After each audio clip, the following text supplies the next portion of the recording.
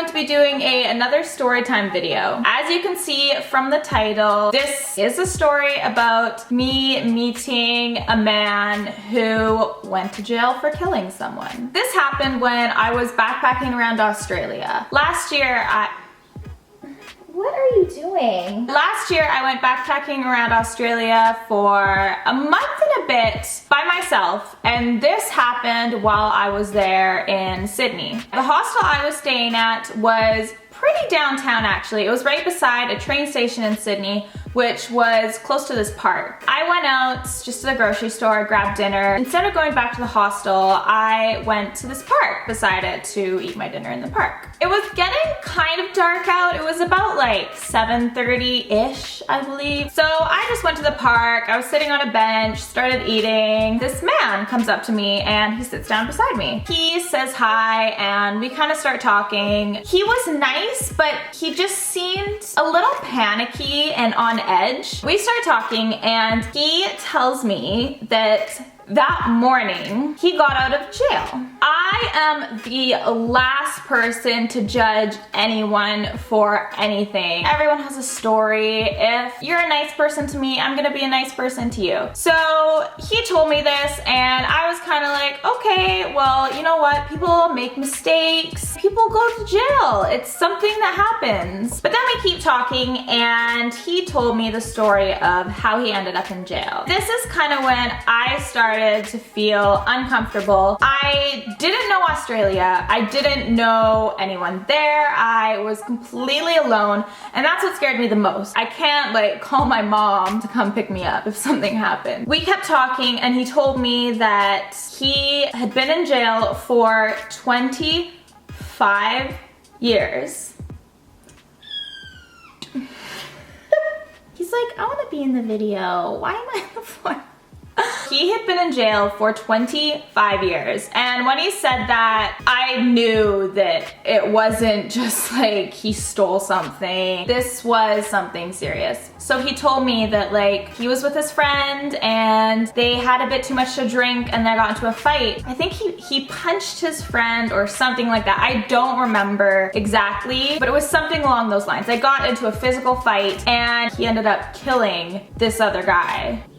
And I'm just in shock. I mean, I didn't even know what to say. And then he goes on to say that he hates being out of jail, that he doesn't even know what to do. And I mean, I can totally understand that. If you have been somewhere, for him, in jail for 25 years, you have no idea what's going on in the world. He had a wife, he had a kid, and they're gone. They're long gone. He has no one. And now he's just thrown into the real world and has nothing. I don't even know what I would do in that position. So he's telling me that, I mean, he basically wants to go back to jail. And then he starts getting kind of panicky and agitated. Then I start thinking, okay, it's getting dark out. I need to leave and get back to the hostel. I kind of told him that I needed to get back. I had something to do. And then he goes, no, don't leave. I'm like, what? I gotta go. It's been nice talking to you, but I really have to go. He's like, you can't leave me. And I start getting way more scared at this point. I kind of start freaking out a little bit and I'm like, okay, I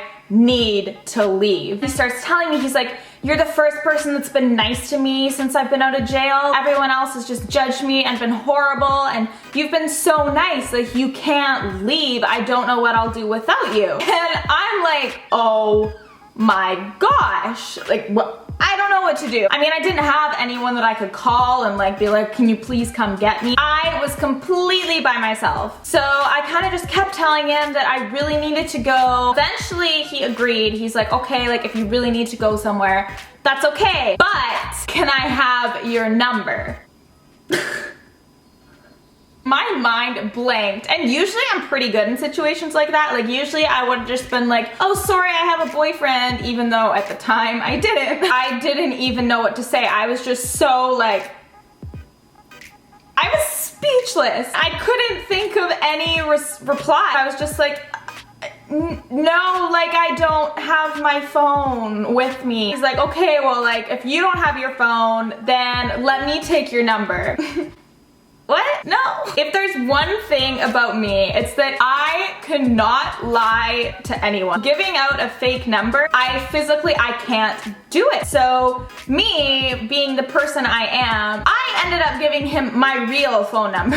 And eventually, after like, I think another 10 minutes, I mean, I had been in the park for over an hour total. Like, we had been talking for a long time. It was almost dark out at this point. So finally, like, he had my number. He was like, okay, I'm gonna text you now, and then when you go get your phone, reply or like send me a text or call me, or I can't remember what he said. Something like that. I was like, okay, all right. I got up and I think he like gave me a hug, and then I ran. I mean, I didn't run right when I left. I walked for a little bit, and then like once I couldn't see him anymore, I sprinted back to the hostel. I just wanted to get back to my room and call my mom. I finally got back to the hostel, called my mom and told her what happened, and she was so scared. But I mean, she was just glad that I was okay. I think I handled the situation pretty good. Giving him my phone number probably wasn't the best idea, but I think after that I blocked his number, or maybe I just didn't reply and I don't think he texted me again, but it wasn't an issue. I can't lie about my phone number to people. I mean, I can't do it. I'm just scared that like, what if I give them a fake phone number and they're like, oh, okay, I'm calling you right now. Like,